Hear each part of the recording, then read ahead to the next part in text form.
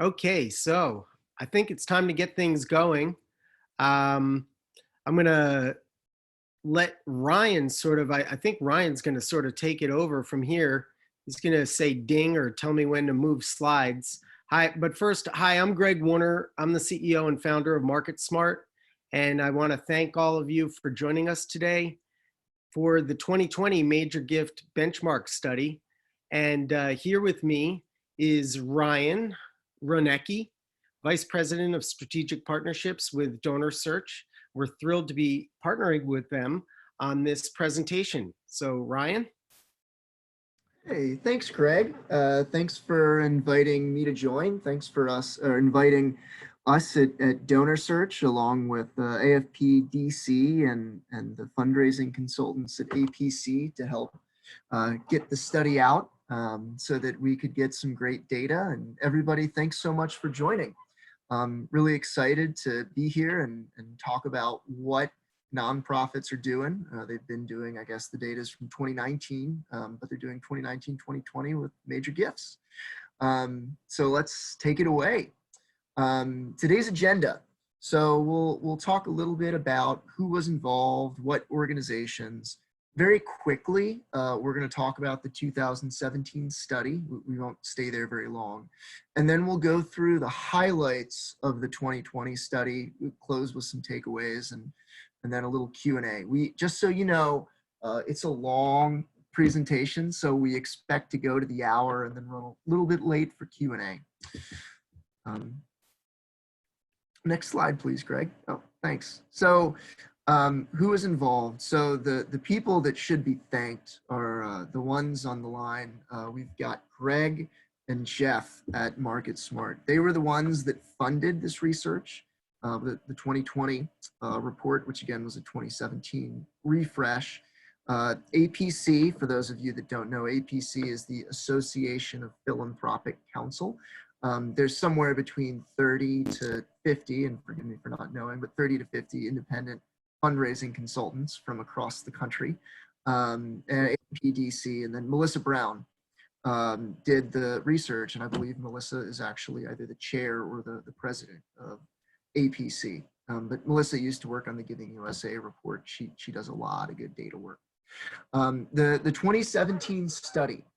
So this is really the big overview of it. We won't talk about it a whole lot.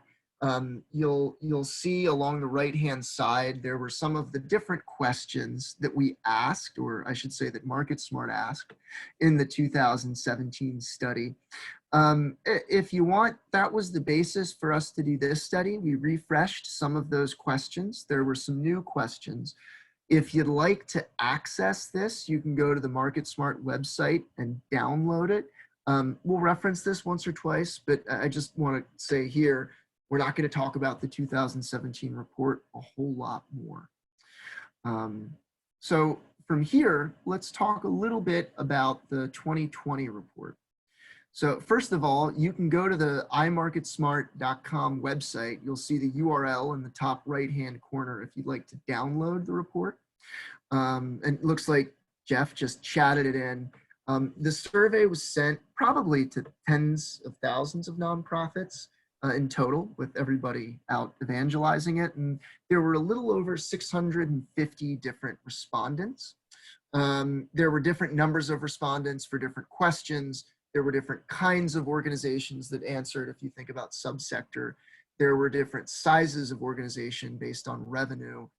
We're not going to go through all of those details. So if you are a statistician and you like to get into, well, how was the survey conducted? I would, again, recommend you go to the website. What you will see is that we're going to go through different questions throughout the different slides, and we're going to show you the results. So the first question was, what percentage of nonprofits raise major gifts? And what we found based on the survey, the good news is that 80% of nonprofits want to raise major gifts. Good news, because that's the best way to grow a healthy revenue stream and build the size of the organization. The bad news, and our little MarketSmart lady got sad, it's because only 43% of nonprofits met their major gift fundraising goals, which that's terrible. Less than half or 50% are successful. Now, there's some conjecture, right? We don't know how realistic those goals were, and we didn't get into that in the study, and it might be actually hard to measure because you get subjective responses. But the big thing here is, as an industry, we've decided major gifts are good, but collectively, we're not great at hitting our goals. We might be good at getting some major gifts, but in the grand scheme of things, we're not good at bringing them in the way we might want to be. So what can you do to meet your major gift fundraising goals? The thought here is, could you, oh, there we go. So what we're going to do is we're gonna, oh, there's a quick question from Betsy about the year or the time period. The survey was done in the last quarter of 2019. So this is data collected in 2019. The first question is, what is a major gift? So as nonprofit professionals, you know that the definition of a major gift, or the threshold at, say, a small equine therapy organization in Virginia, is going to be different than the threshold of a major gift or the definition of a major gift at MIT or Harvard. So we asked everybody to say, hey, what do you consider to be a major gift? The most common response, and you'll see it says mode, most common selection, was people saying a gift between 1,000 to 2,500 classifies as a major gift. The median, if you were to look at all, let's say that there were 600 answers to this question, if you looked at all 600 and you lined them up with 1 million at the top and under 1,000 at the bottom, and anytime somebody says 1 million, you add that again. Anytime somebody says 1,000, you add that again. And you just lay them in sequential order. Whichever one is in the absolute middle is the median. And that's, if you talk to statisticians, that's one of the best ways of quantifying the average. And so we would say that the median, in this case, $5,000 to $10,000, that's a safe number to think this is what many organizations consider to be a major gift. On this slide, we're breaking out those results compared to the previous study. So if you look, it says 2019 and 2016. That's because the data was collected in those respective years. And you'll see median 5 to 10, mode 1 to 2,500. So at a starting point, we're saying the median and the mode were identical in the two studies. And if you look at the actual numbers, 19% hit that in 2016 and 25% with the mode. And so the numbers are virtually identical from study to study. In fact, we at DonorCert did a different study around the same time in 2016. And we also found that that $5,000 to $10,000 range was about the norm. Now, this is a bit of a tricky slide. So let me try and walk you through the graphic. If we're looking at the x-axis across the bottom, this data is coming from the 990 forms that nonprofits file. So the left-hand corner, it says under $250,000. That's us saying this is what we're looking at for orgs that raise under $250,000 a year. To the right of that, it's saying this is what we're looking at for orgs that raise between $250,000 to $500,000 a year. And if you look at the y-axis, or the little green line or bar or dot for each one of these respectively, it's us saying these are the different ranges of responses that organizations gave us that fell into that category. So if we look at the far left corner again, it says 24,999 to 1,000. And what we're saying here is all organizations that raised $250,000 or less a year, their definition of a major gift, if they had one, was under $25,000. Whereas if we take the opposite side of this, 50,000 to 20,000, where it says 75 million or more, this and the title here highlights this. It's us saying that larger organizations, those that get more contributed revenue, they have a larger definition of a major gift, right? So in order to get bigger, you might want a larger threshold for a major gift. But also, they have broader, broader definition for a major gift. And actually, Melissa just sent me a comment, and this is the median. This is not the, so if we're looking at it by organization or by size of organization, this is the middle answer, so the average. So again, the average major gift for a 75 million or more generating nonprofit is 20 to 50,000. A gift of, let's say, 19,000 typically wouldn't qualify for a major gift, whereas it would with virtually every other size org. A lot of talking, so I hope that made sense. Now, this is one of the juiciest slides in the entire presentation.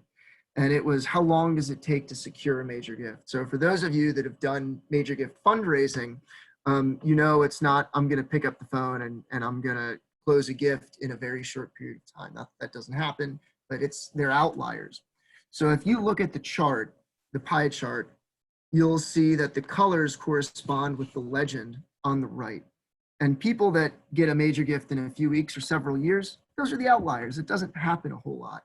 The norm is the yellow and the forest green, which is more than 6 months, less than 12, or 1 to 2 years. So on average, it takes the major gift cycle rather, is somewhere between 6 months to 24 years. And when we were discussing this before the presentation, Jeff raised a really interesting point about, what does that look like for the health of a for-profit company? We're kind of going back and forth. The larger sales in the for-profit world, they do take longer, but they typically don't take 1 to 2 years. The reason this is relevant and we're sharing this is oftentimes when you're interacting with your board members, if they haven't been involved in nonprofits for a long time and they don't understand this, and right, this isn't shocking to us, but it might be shocking to them. You would want to say, hey, look, I understand in your world a transaction might not take as long, a big transaction might not take as long, but in the nonprofit space, it's going to take a really long period of time. And that's something that we have to account for when we're planning. I mean, going back to one of the first slides, did everyone meet their major gift goals? One of the reasons that over 50% of nonprofits fail to meet their goals could be because they don't take the cycle of 6 months to 2 years to close a major gift into account. So I just want to kind of pause here and say again, when you're thinking about how can we use this data for good, what can we see from this benchmarking study? This slide should be very informative to board members and planning when it comes to major gift processes. All right, I think I beat that to death, Greg. So this is another really good one. How many prospects are in a portfolio or a caseload? So the answers you see on the left-hand side from none to 201 or more, these are the potential responses that we provided to people. And you'll see that it kind of peaks at 27.2%. So most nonprofits, relatively speaking, it's 11 to 50 or 51 to 100. There were some other questions that we asked, which include whether or not organizations met their goals. And we already talked about the definition of a smaller org and everything. So this says smaller orgs are more likely to meet goals with 50 or less prospects. So there's probably 3 or 4 layered data sets that we're not talking about in the visual. But what we learned was that organizations that raise 3 million or more in a year, by and large, if they had 50 prospects or less in their major gift portfolio, they met or got very close to meeting their fundraising goals. Yeah, and I think you meant to say if they had 3 million or less revenue. Thank you. Yeah, I apologize, Greg. I misspoke. Yeah, 3 million or less in contributed revenue. And so the thought is, if you fall into that category, your organization has 3 million or yet less in contributed revenue in a year. There's some factors that come into that, maybe staff size, but you probably want to say, we're limited with our time, we're limited with our bandwidth. Yes, we'd love to engage 100 people in the major gifts process or 400 people in the major gifts process.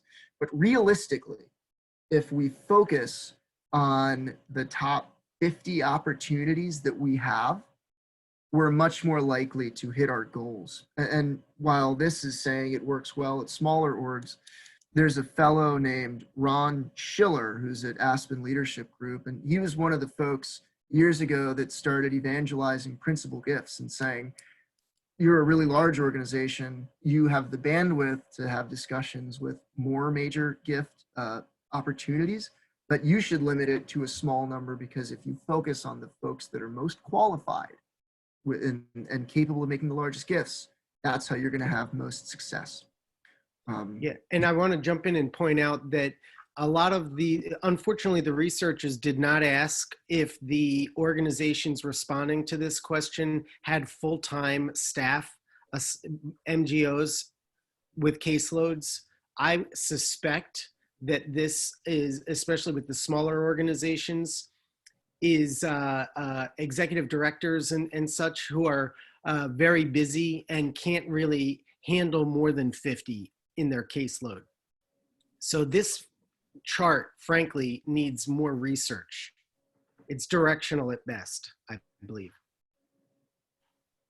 Yeah, that's a really good point, Craig. Absolutely.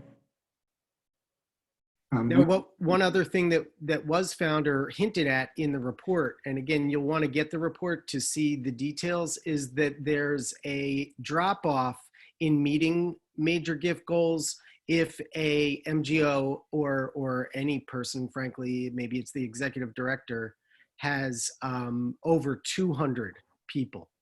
So just kind of responding to, I think it's Robin, who wrote a question here or a comment, is that yes, you're right, that 50 is awfully small, especially for a major gift officer, that their full-time job. I mean, it's probably not realistic that they would only have 50 people in their portfolio. So again, it's an interesting chart, but I think it needs more research.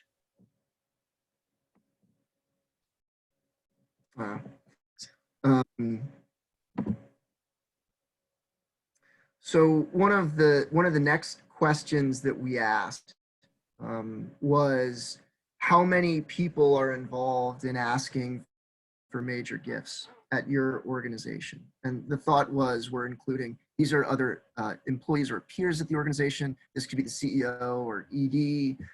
This could be board members or other volunteers, maybe on the development committee. And what we see as you go through the forest green, kind of the benchmark threshold, is that these people met their goals. The gray is, yeah, they got close, so they feel like they accomplished something. And then the yellow is they did not meet. So they're saying, we didn't really do a good job. So it's layering two different questions on top of each other again. On the bottom, on the x-axis, it says, how many askers did you have? And actually, it's quite nice.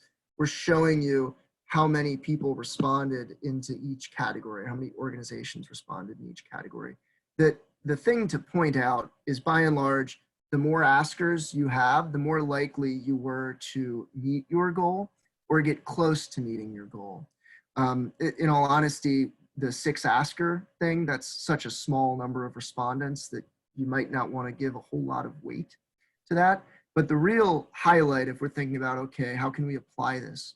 If you look, 4 people asking for major gifts, and John Lovell asked us to define an asker. An asker is somebody that's actively involved in an ask. So it could be somebody that sets up the meeting, says 1 or 2 things at the beginning, and then there's somebody else that actually does the ask. Or it could be somebody that does the ask front to back on their own, and the ask being, hey, this is case for support. We've spoken before. These are the things you're interested in. I believe this would be a good investment for you to make an impact in a meaningful way. So I hope that answered your question, John. Going back to it again, though, having 4 askers, that really seems to be where it starts to kick things into gear. So having 4 people that are in some way, shape, or form assigned to prospects and making phone calls to facilitate these discussions.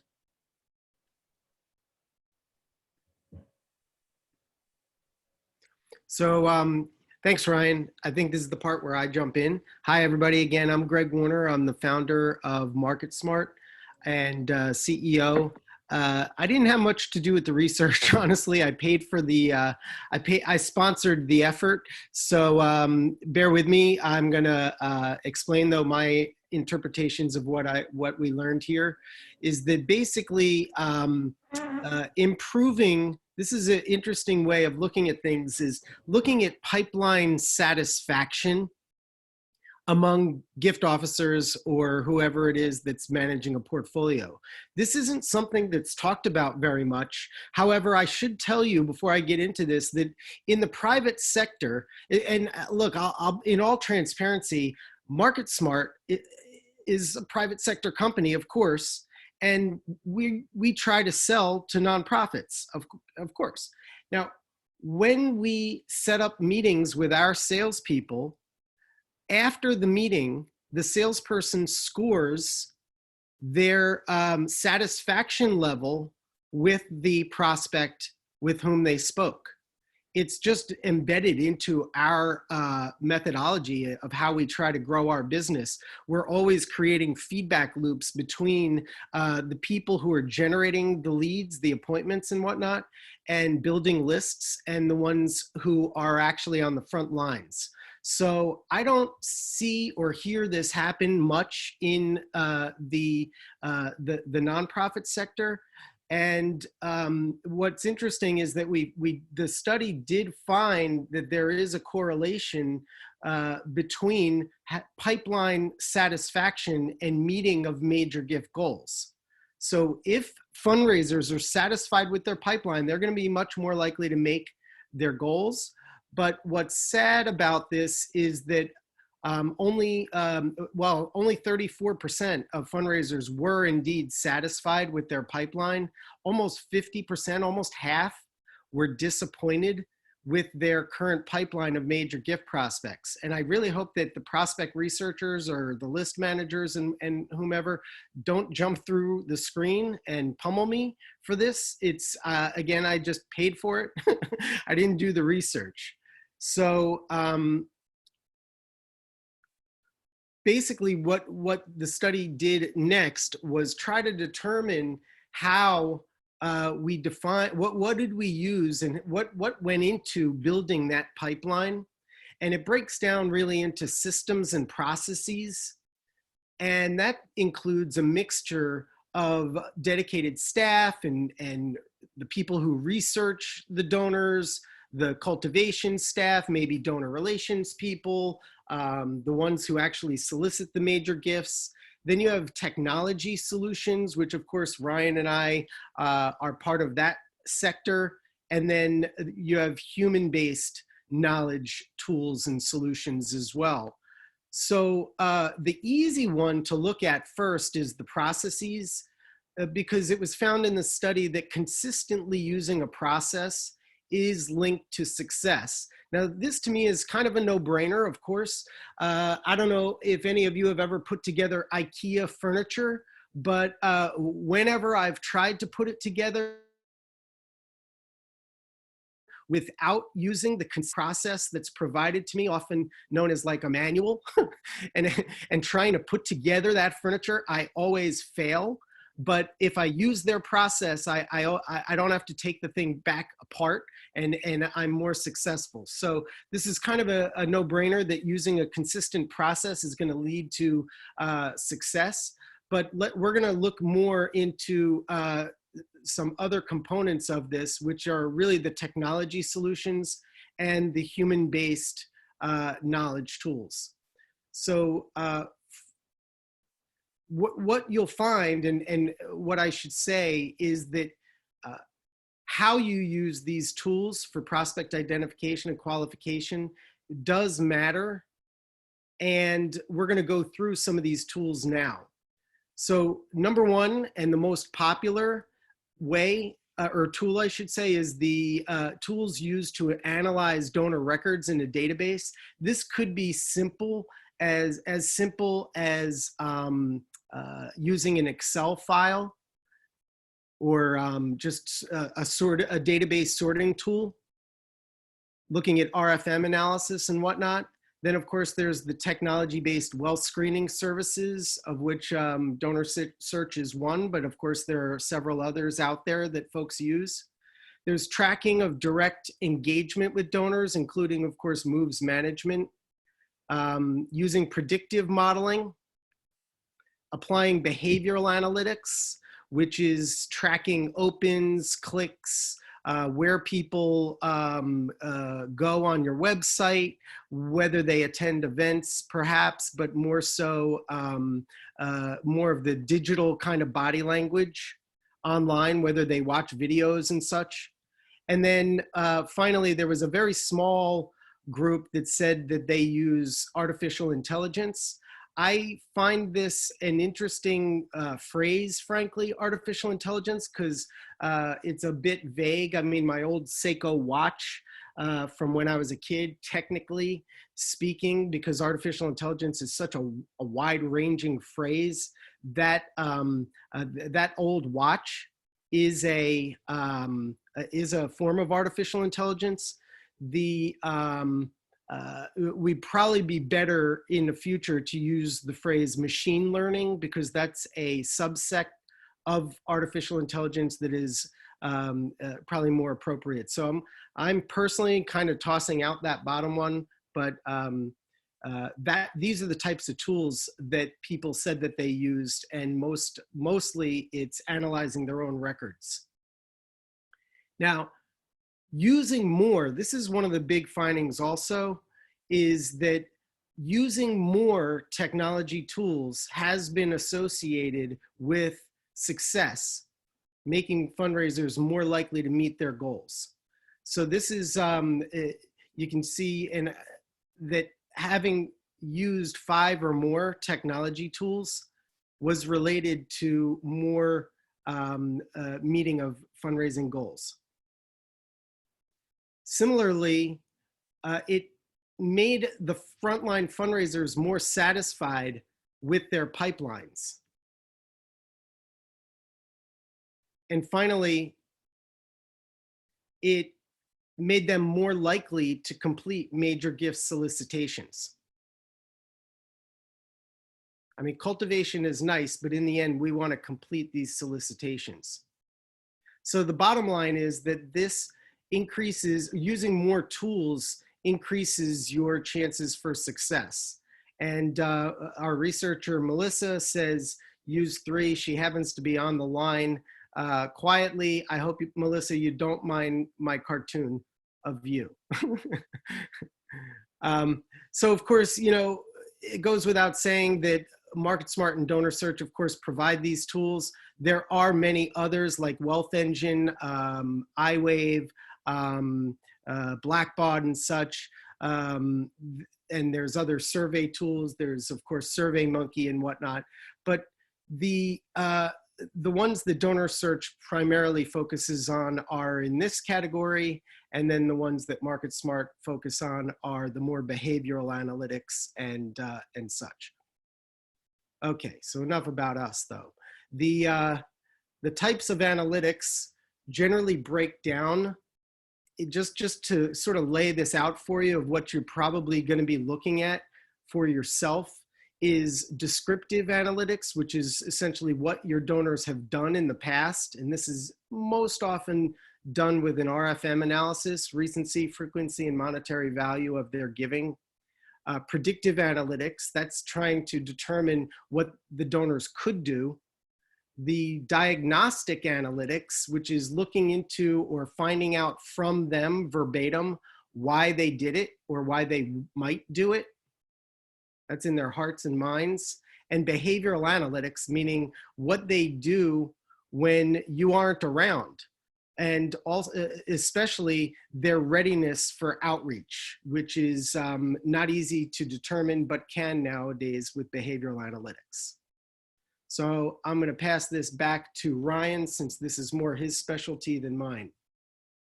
Thanks, Greg. So I'm going to highlight a little bit about descriptive and predictive analytics. What you'll see is down below I kind of described, well, what goes into that both categories.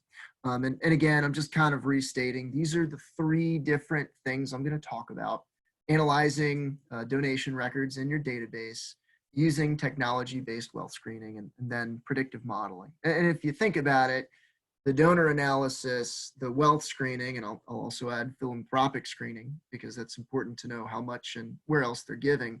Those two data elements kind of layer into the predictive modeling.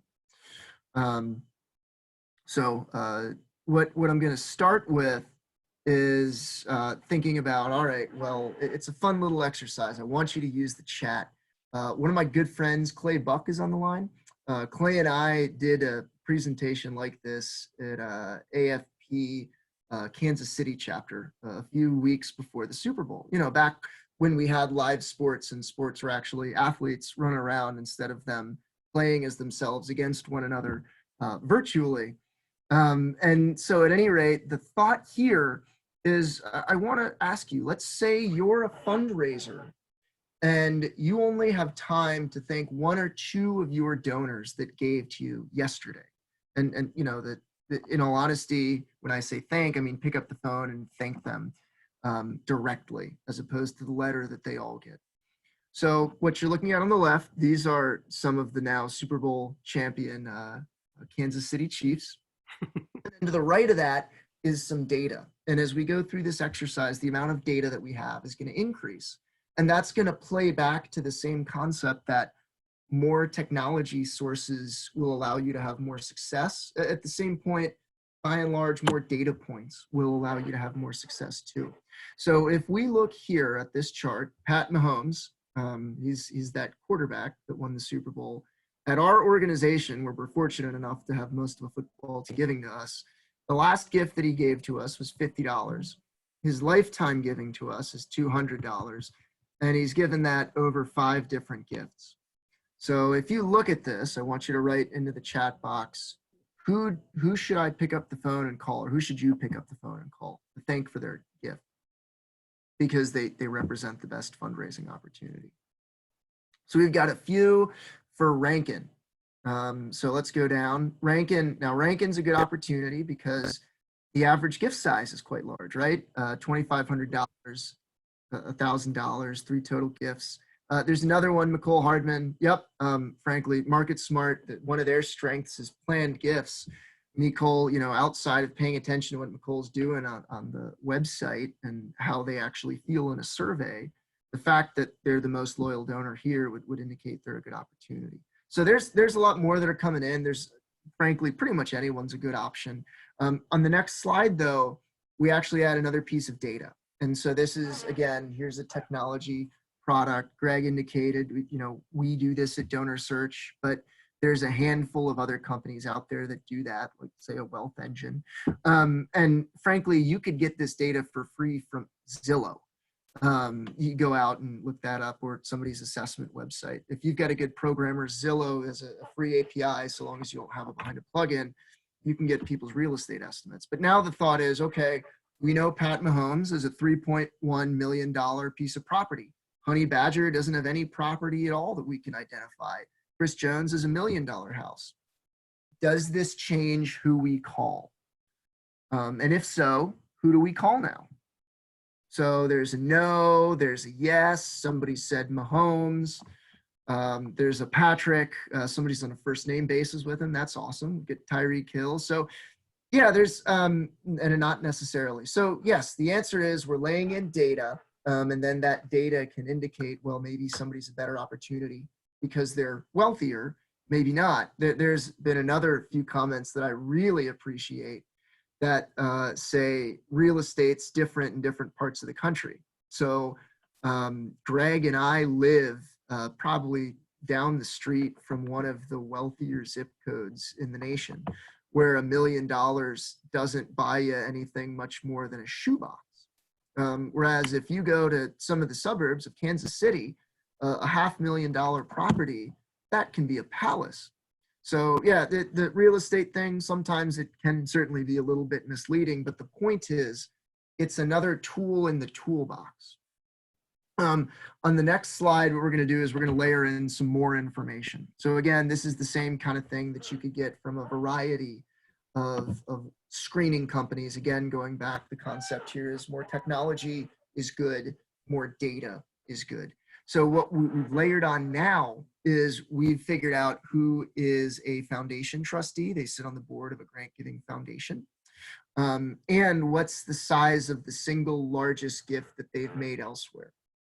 So now we're kind of pointing out, okay, Nicole Hardman and LaShawn McCoy, they both sit on the board of a grant giving foundation. Additionally, you've got Tyreek Hill made a $10,000 gift somewhere else. The biggest gift we've seen Pat Mahomes making is $250 somewhere else. So now the question is, who do we call? Don't be shy. We got McCoy. All right, LaShawn McCoy. Yeah, there's a bunch of right answers. McCoy's coming in a lot now. I would agree with him in this case. It's the first time he's given a gift to the organization, right? So from a major gift fundraising perspective, let's build the relationship right away. Let him know that we're grateful and ask his interest. Yeah, there are other good answers. And the other thing here is this is just some of the data from one of the tools, right? The whole point is this gives us one view, but this is not holistic. More tools means a better understanding of who the individual or the household is, and then you better qualify them, and you can make yourself or a gift officer happy or not so much with less data. The next slide, we're gonna go into a tool called an RFM. This is something that you all could do on your own. There's a fellow named Josh Burkholz, who's a really bright guy, and he wrote a book called Fundraising Analytics. This is a chapter. And the whole concept is you're trying to give people different percentile scores. This is also is a tool that's popular in the for-profit world for customer segmentation. So you're looking at 3 different data points. And if you're in your database, it's pretty easy to pull these out. You want to know recency, which is last gift date. You want to know frequency, which is the number of gifts, and you want to know monetary, which is the total number of gifts. What you end up doing is you drop those numbers into Excel and you run a little percentile formula. So whoever gave you a gift most recently, let's say today, they would get a 100, and somebody in the database that had never given, they would get a 0, and everyone else falls somewhere in between. You do the same thing for the other data sets and you end up with a 0 to 300 score. RFM is a fairly basic way to do this, but it's a really good starting point if you're not doing anything else. Remember that the first line showed that I think it was 82% of organizations pay attention to the data in the database and the affinity. So this is a basic tool. There's a product, they're headquartered in Canada, brilliant lady, I can't remember her name, but she's got a product called Griffin Consulting, and they get every single gift transaction that's ever occurred, and then they break different segments out. It's Sam LaPrade. She's amazing. So if you want a really high-end product, Griffin Consulting could help you with that affinity scoring in your internal database. The next one is we're going to go through some different data sets and what's predictive. So kind of going back, right, we're philanthropy screening company. So we did a study a few years back, did a few studies, and this one is referring to a study where we looked at data from 400 organizations. So not a huge sample size, but a sample size. And those 400 orgs collectively gave us 2 million individuals that they wanted screened and ranked and all that fun stuff. And those 2 million individuals gave those organizations $5 billion. So that's us using that as the benchmark, right? There's 2 million donors that gave $5 billion, and we're looking to see when we append data, how predictive is that data so that we can help segment. So up at the top, you've got the benchmark that breaks that out. The one thing here I want to highlight, I won't go through all of this just because of time, is when we found somebody else making a $100,000 gift elsewhere, we have a large database of charitable giving, and we've built some matching logic to rank that and say, yeah, the person that made this gift in this annual report, that's the same person here in your database. Obviously, you can go through without us or any other vendor for that matter and just look through annual reports and piece it together, especially with unique names. But the thought is, if somebody's made it in this study, when someone made a gift of 100,000 or more elsewhere, we identified that represented less than 1% of the 2 million people, and they were responsible for roughly a quarter, 24% of the $5 billion donated. So all things being equal, if one person has that characteristic and somebody else doesn't, they're 34 times more likely to make a major gift. Now, again, the thing to stress here is that's just one data point, just like this is a component of just one tool. The more data points, the more tools, the better a picture you get. One other thing, just because it can be confusing at the bottom, it says 5,000 plus. What that's us doing is that's us saying, hey, it turns out $5,000 just so happens to be the average major gift for most nonprofits. So we're saying that's about 3.5% of all 2 million people, and they're responsible for a little over 50% of the $5 billion if you just lump it together blanketedly. So that's charitable giving. A different data set is when people sit on the board of a grant giving foundation. Greg, your instincts were right. Sorry, I misled you with the recap. The thought here is this is a different study, but if you look, there's two things I want to draw your attention to, even though there's 3 circles. So the thought was, in this case, we looked at a little over 500,000 records, so 684,000 records. And collectively, we identified that a hair over 14,000 people sat on the board of a grant giving foundation. We're looking at this, by the way, we know it's statistically predictive, but if you think about why, maybe that person is part of the family that gave the money to the foundation and it's their vehicle. There's a good chance they sit on other nonprofit boards themselves, so they have a better mindset of how nonprofits work.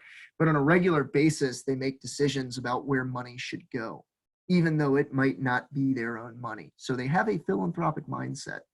And you can actually see how that plays out. So if we look at the bottom circle where it says per person average lifetime giving comparison. So for every dollar that somebody gave that did not sit on the board of a grant giving foundation, their peers that did sit on the board of a grant giving foundation, they gave that organization $4.15. So it's roughly 4 times the lifetime giving value, which that's a pretty big difference. So again, the thought is if you want to try and find people, you can type in somebody's name and foundation board member. That's a manual way to pick this up using technology because it's the internet, right? Doing that is absolutely better than nothing. But there's a whole host of services that can do this. The last slide before we kind of walk away from the screening and go to the modeling is the value of real estate. So we got into some of the nuances with the value of real estate, and I'll talk about those a little bit, but I just kind of want to explain the chart. The thought here is we're looking at data for people that have real estate. So you'll see there's different ranges. Up at the top, there's 2 million or more in real estate. Down at the bottom, there's $1 to 120, just under $125,000 in real estate holdings. That's aggregate. That's not a single or individual piece of property. That could be 3 or 4, could be 1. What you don't see here is all of the people that didn't have any real estate holdings. By and large, renters, people that hide their property, they weren't factored in because we couldn't find them. So you might see that the numbers don't add up to 100 if you play with the percentages. If you look at 2 million though, this is where the data starts to become predictive, typically across the country, but again, not always. So if somebody has 2 million or more in real estate, that represented about 1.5% of those 2 million individuals, and roughly, not roughly, but a quarter of the $5 billion donated. If you look over on the right, predictive strength. So this is us saying if somebody has 2 million or more in real estate, again, you kind of have to level this across the country to use these strengths, then they're 17.5 times more likely to make a major gift. There was a question by Julie Carter. She's an APC consultant, and she said, hey, if somebody has multiple pieces of property, is that predictive? That The answer is kind of, it depends. You actually want to ask a secondary question, and you typically want to look to see if they have pieces of property in different states.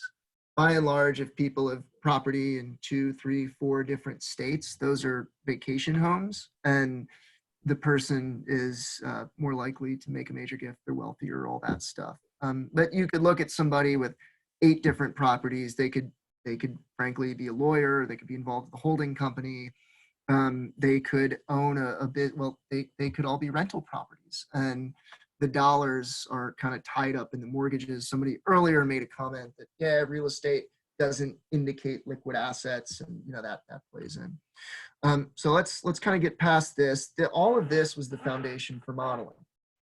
Now I'm going to take you through a really awful modeling slide for anybody that's a true statistician. Melissa's probably going to cringe when we go through this. And the next time I see Josh Burkholz, if he gets his wind of this, he'll make fun of me. But the concept here is we've got our major gift prospects. This is the Smiths. And if we click the next button, it's going to show us, all right, they have an RFM of 240. They made a $100,000 gift somewhere else. They don't sit on the board of a grant giving foundation, and they have an $800,000 house. So what does that mean? If we click the button and we go kind of back to some of the other data points, okay, so there's some predictive strengths here. So what we want to do is we want to build that in to their relationship. And this is the part where this isn't true modeling. It just gives you a sense. If we click it again, you'll see all of a sudden, all right, well, now we're going to take the 240 points for the RFM. And then, Greg, I think if I did the slide correctly, there we go. I was nervous, I goofed. But you get so many points for the fact that they've made this other big gift elsewhere that's statistically predictive, and their real estate's a little bit predictive. So we add it all up, and in their case, their score could be 276, which you would imagine would be a good score in this really limited and kind of awful example of modeling. But the thought again is we've now talked, we've hit on these 3 different technology tools, right? And 3, if you look at it, that was starting a tipping point. If you go into the study itself where, yeah, this is predictive. 5 is kind of the magic number to push you all the way. But these are 3 different tech tools, right? The affinity scoring, the wealth and philanthropy screening, and then the modeling. Because each one helps you further refine, is this a good qualified major gift prospect? With that, I'm going to kick it on over to Greg. All right. Thanks, Ryan. So yeah, we're going to round this out by talking about diagnostic analytics. Again, that's understanding why people give and why they care about a certain category or mission. And then behavioral analytics, which is what they do when you aren't around, which is most of the time. And trying to assess and recognize their readiness for outreach, which frankly hasn't been something that the sector has been able to do very much for determining when do you want to make that call, because the timing is everything. Most of the time, people who've been giving for a while and that end up in a caseload, if they don't respond to your emails or your outreach, it's usually not because they don't like your organization or your mission. That's not the reason. It's just usually that now is not the time. So behavioral analytics helps you determine when is the right time for outreach. So diagnostic analytics, these are my made up words for this because I don't like those wonky terms. I call these verbatims. In other words, what did they say? Usually collected during donor discovery visits, calls, or tech-enabled donor discovery, which is usually done via donor survey. And then behavioral analytics, I like to rather call digital body language, which is the sort of the truth serum, because sometimes what people say in donor discovery or tech-enabled donor discovery will not exactly be true. My best example is when people say that they don't care about tax benefits of giving, yet then you can see online that that individual by name is clicking around on a report or a webinar or a video on your website about the tax benefits of giving. So that's the digital body language, which is the truth serum. And also if they're clicking around on that, or even clicking the donate now button or something to give from their donor advised fund or something, that signals that they're in that stage of the consideration process where they're likely to be ready for outreach.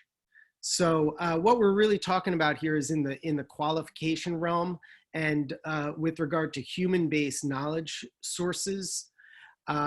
These include your donors, of course, are your best people to provide a source of information. There's just no better. But of course, there's board members who know them or can refer you to them, and volunteers and staff, which includes institutional knowledge, especially from staff that have been at the organization for a long time and really just know these people. These are all human-based sources. And again, what we're talking about here is primarily using technology tools for the purpose of donor discovery at scale. Now, the study found that using more human-based sources, it makes fundraisers more likely to meet their goals, which is just, kind of the same old drum that we're beating here. And kind of piling on to what Ryan was saying is that because he was talking about certain types of tools, and you can get so far, and as you keep using them, the picture of the donor, the more you use, gets clearer and clearer. So the study essentially is pointing to the fact that using human-based sources in addition to the technologies that he mentioned is only going to make your targeting that much better. More human-based tools makes you more likely to hit your goals. Now, the human-based methods really tend to break down into just these three categories, which is face-to-face visits, telephone calls, maybe emails, and then donor surveys. Now, each of these is going to have a cost, like any tool. Generally speaking, face-to-face visits are going to be more expensive. They're time-consuming, and you may even have to fly somewhere, and the time out of the office, it has a cost to it. The quality is kind of up for argument, because it depends. If you have a really, really skilled fundraiser doing the face-to-face visit, they can inspire the donor to give them the information, the qualification information that's really needed. But there are sometimes that I've seen a fundraiser that talks too much when they finally get that visit. And it's really hard to qualify during a face-to-face visit if the fundraiser is doing all the talking. Same thing with on the phone. So there's kind of a big question mark about the quality there, but there isn't a question with regard to scalability. Of course, if you're gonna try to scale face-to-face visits, you're gonna need a lot of people and a lot of logistics, if you will. And with other technologies, you can scale your qualification much better and faster. Now, the interesting thing that was found in the study is that only 1 out of 5 of the respondents in the study said that they actually survey their donors to learn more about their interests in making a major gift. Now, I'm completely biased in this realm because I have something to gain from telling you that I think this is a bad idea. But I'll leave that up to you. I find it odd that only 1 in 5 are doing that at this time. I believe that the reason is because most people are just too busy to really get this done, and they're wearing so many hats, and maybe they don't have expertise in understanding how to do a survey to their donors for the purpose, not for research purposes, but for the purpose of qualifying major gift prospects and figuring out how to zero in on the people who have the most passion and are ready for outreach. And that's totally understandable. So just to give you a hint about what you can gain from, in terms of verbatims from that kind of process, is that you can get a window into their hearts and understand their story and why they care and what programs they're interested in, who inspired them to care and the name of that person, how they rank your organization compared to the others that they support, and how important it is in their life for them to find meaning in their life. How they want to give, whether it's cash or assets, legacy gifts, donor advised fund gifts from their foundation, the consideration stage of where they are. In other words, they're considering doing it. They may consider doing it. They want to do it right now. What information they need in order to move themselves forward in the consideration process. And there's just really too much more information that you can get out of if you seek verbatims, especially using technology. So I'll quickly go through these. There's really too many to read them all out loud. From a digital body language standpoint, that's really broken down into what kind of emails they open or click on, what pages on your website they're visiting, how long they're staying online, the frequency, the repetitiveness of their engagement with your mission online, what videos they look at, reports that they download, what do they forward to people, especially like if they forward bequest language to an attorney. And then there's other digital body language that can be captured by placing a cookie on their browser with an explicit opt-in, meaning you have to ask them for permission to track them. I think that's a good best practice, especially if you're in Europe. It's just plain the law. You have to do that. But with that, you would be able to determine where people are in the consideration continuum and when they are ready for outreach, because you can actually see by name and by person who is where in the consideration stage and who's ready for outreach. So real quick, the way that this looks like over a number of years, and this little video actually just shows people at different stages of the consideration process, from not likely to somewhat likely to likely, and then at the top is that they already made a gift. And this is looking at different types of gifts, from cash to real estate to assets. And what you'll notice is that over the years, because this started in 2015, monitoring people's digital body language and mostly their verbatims of where they are in the consideration process, what this does is it shows you that people can actually move themselves up in the stage of the consideration. In other words, they will become likely, or they will actually make the gift over time on their own. And it can be monitored digitally. Whoops, going to the next slide. So the trick to uncovering readiness is really about using more tools. I know that these are different kinds of tools than you're used to. If all you've ever done is RFM analysis, this is probably like super futuristic to you, but I just want to say that more tools make you more likely to become successful, and these are actually available these days.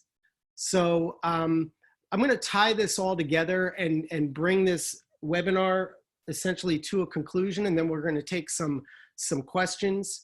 Is that, let's suppose you have 1,000 donors, 10,000 donors, or 100,000. I mean, the number doesn't really matter, but the process is the same. Is that you could take that and put that into a tool or several tools I recommend for descriptive and predictive analytics, like Ryan was talking about. And there are several different kinds of tools and different kinds of companies that do that. And you might end up with, for instance, 20,000 identified prospects. And then you could add diagnostic and behavioral analytics to further refine and build caseloads based on what people have said and how they've self-qualified, stating their readiness and where they are in the consideration process for outreach. Now, whenever this is done, I have to tell you that usually you're only going to end up with a very small amount of people that are going to be, quote unquote, ready for outreach. most are going to need a fair amount of cultivation over time before they will be ready. So, but it will help with assignment of caseloads. And then it's recommended that you take all the data of what actually worked, like who actually finally gave, who gave at large amounts, and then you use all that data and you basically do it all again to create a better predictive model. So I hope that makes sense to people of how overlaying these kinds of tools and can help you, and also, frankly, can free up time so that you're not doing all this work of trying to determine all this, but rather you're doing most likely what you're best at, which is meeting with supporters and helping facilitate their giving so they can find meaning in their lives and be the heroes in their own life story. So the last thing that I'll throw out there, a point coming from the study, is that when the survey respondents were asked what would most benefit major gift fundraising, here's what was found is that the respondents said they were looking for better methods for identifying new prospects, additional approaches for cultivating prospects. In some ways, I surmise that means automating the process, creating more appropriate gift opportunities for donor consideration. I, for one, believe that there's a lot of money being left on the table simply because fundraisers are not, or their leadership or marketing departments are not creating menus of offers. You know, opportunity like feed 100 children with this amount, or provide scholarships to this number of students at this amount. You know, I think that that it would benefit fundraisers, and clearly they're saying so, to have more appropriate gift opportunities for donors to consider. And I'll just leave it at that, is that training, of course, a better prioritization is there, enabling staff to feel more comfortable. I think that kind of falls in line with training too. And of course, more prospect research. Now keep in mind that the respondents could select up to 3 options from this list. So that rounds out our webinar presentation, just about in an hour. We almost made it. Thank you all for staying with us so late in the we will stay for some questions, and I hope that I'll be able to answer them. It makes me wonder if maybe we should have had the researcher on the line, but since Melissa, hi there, you're on the chat, you might be able to help us. So Jeff, would you want to jump in and see if anyone's got a question here or there? Yeah, and I have a question from before that I was saving up from others, but feel free, everyone, to write a message, a question in here as we go along. We'll try to answer it. One question that came in that you were covering in an all-encompassing way, but maybe it's a good thing to wrap up on, is people were just right at the beginning when we started talking about how many fundraisers said they were dissatisfied with their pipeline. They were asking, well, what does satisfaction mean? And we kind of responded in the chat tool mentioning that we just generally ask, are you satisfied with your pipeline? But maybe you guys could just expand upon why, from the data, from your own anecdotal understandings, why you think fundraisers are dissatisfied with their pipelines potentially. Well, I'll start out just from my anecdotal experience of working with so many fundraisers and leaders in the field, is that I think that the general sense I get is that they end up on wild goose chases and coming up with false positives. In other words, they're told that this person is truly truly a great prospect, and they're qualified for a whole bunch of reasons. And then when they reach out, they don't get any response, or they get a negative response. Now that could be because of A, the donor is simply not ready, and it could be B, that they have been hounded or had a bad experience with a fundraiser at another organization. It could be C, that they don't like the approach of that particular fundraiser in reaching out. I mean, there's so many reasons why, but in general, I think it leads back to a general feeling that the leads, if you will, the identified prospects, are not resulting in meetings. See, fundraisers they don't want data and they don't want lists. They want meetings with people who are ready to talk about making a meaningful impact. It's kind of like my dad used to say that nobody really wants a drill. People want holes. So nobody goes in, they may say, I need a drill, but what they really want is a hole. So similarly, fundraisers don't really want lists, they want meetings. So I hope that makes sense. Ryan, any thoughts on that? Yeah, Greg, I agree with you entirely. If I can add something, and I guess actually before I add, can I share my screen? Because I have the report pulled up. Sure. Actually show that question and the responses. I think you can take it now. Yep. Okay, cool. Let me not show Slack. I want to show the major gift study. There we go. So everyone should be able to see my screen. So we got just shy of 600 people to answer the question about how satisfied or are they satisfied? And there were a few questions about what's the definition of satisfaction. And that literally was, hey, are you satisfied? There was nothing deeper, or we didn't ask other questions and then make assumptions. Going back to what Greg was saying, it by and large, in some level, it means that they don't feel that the people are qualified, right? One of the things that is different in many organizations at the for-profit world, it's not something that we do at Donor Search, but I believe it happens at Market Smart, and it happens at a bunch of other companies in the nonprofit industry, other Giving Institute members, is they have lead qualifiers. So you don't end up in a pipeline or a portfolio or assigned until you've been qualified.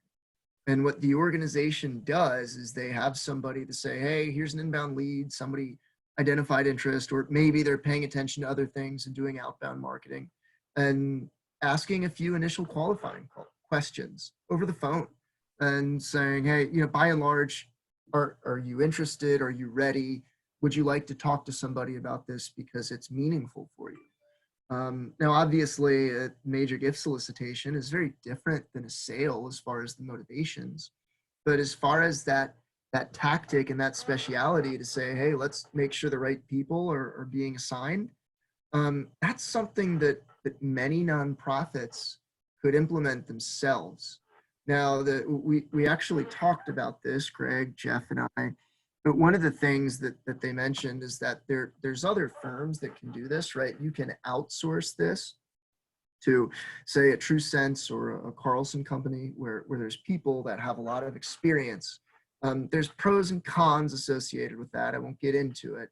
But something that you could do is you could take a volunteer to follow up and ask some of those questions. You could take a board member to reach out to people that, hey, the different tech solutions we have say it's a good opportunity. So that's one piece of advice. There's another more basic piece of advice that you might want to think about too. When you use these different tools, you should pay attention to the different responses. And if 3 or 4 of them say, hey, this is a good person, they should be assigned. But I've got a good friend that works at a big university. I'm not going to mention the name, but they're nearby. You might be able to figure it out. And so one of the issues is if you go in and you look at notes, there's folks that get rated highly by different technology vendors saying, hey, this is a good prospect. But then there's like 3 or 4 other notes where somebody had a call before. And in the call, the logged call in the system, there's a message that says, I am not interested. I don't want you to talk to me ever again about this. Or I only give to this one entity of the university. I'm not interested in other entities, which means please don't call me.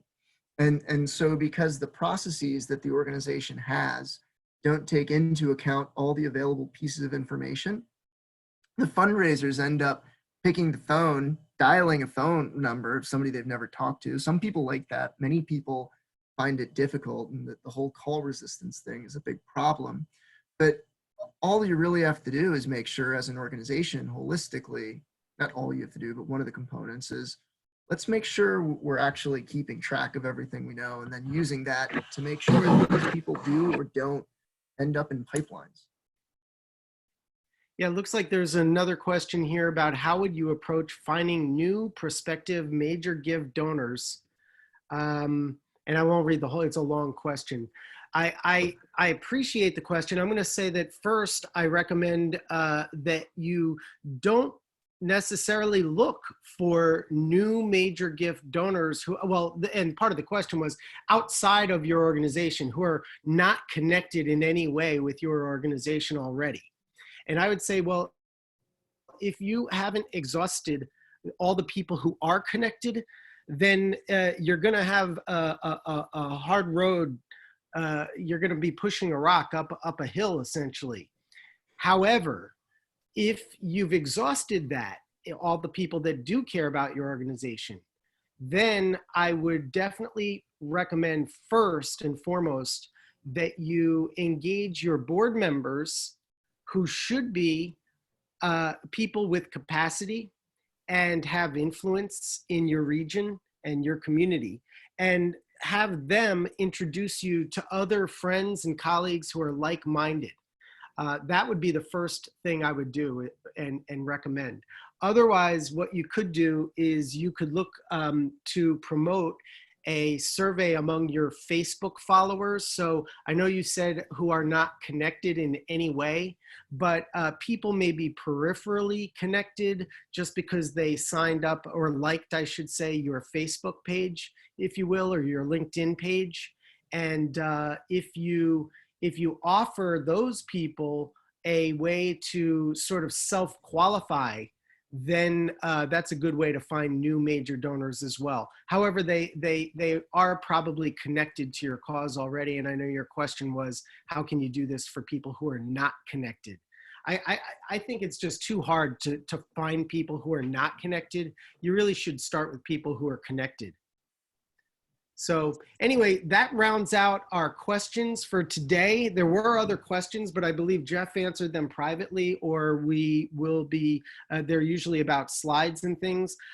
So in closing, I want to thank Ryan Renecki from Donor Search for participating in today's event.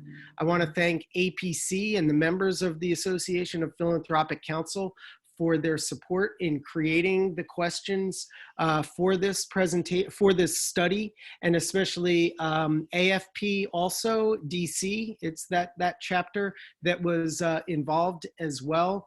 And finally, but last but not least, is our researcher, Melissa Brown. Thank you so much for all your help and guidance and crunching the numbers and writing the report. So thank you everybody for attending. And yes, we will be sending out the slides and the recording in most likely early next week. Thank you everybody. Good luck and stay safe. Thanks everyone. Bye.